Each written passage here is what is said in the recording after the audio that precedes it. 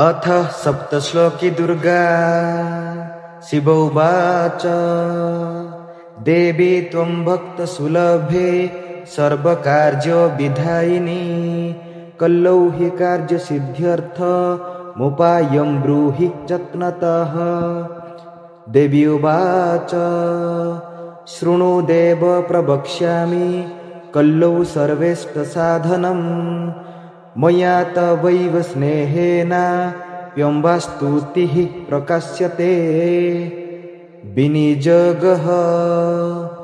ॐ अस्य श्री दुर्गा सप्तश्लोकी स्तोत्रमन्त्रस्य नारायण ऋषिः अनुष्टुप् छन्दः श्री महाकाली महालक्ष्मी महासरस्वत्यो देवताः श्री दुर्गा प्रीत्यर्थं सप्तश्लोकी दुर्गा पाठे विनियोगः।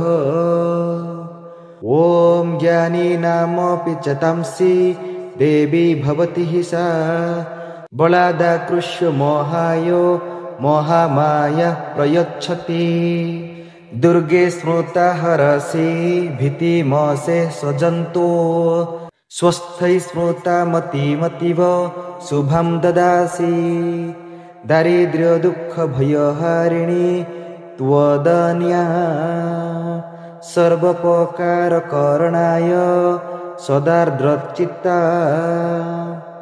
सर्वमङ्गलमाङ्गल्ये शिवे सर्वार्थसाधिके शरण्ये त्र्यम्बके गौरी नारायणी नमस्तुते शरणागत दीनार्थ परित्राणपरायणे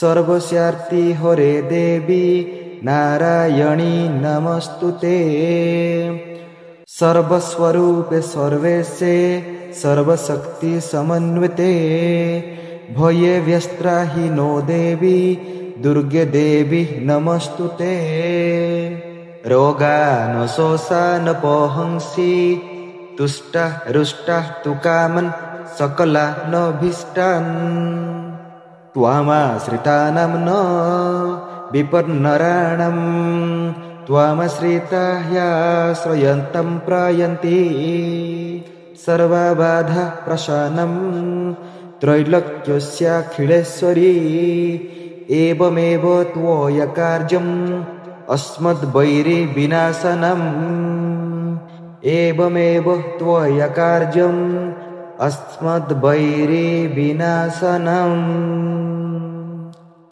इति श्री सप्तश्लोकी दुर्गा सम्पूर्णम्।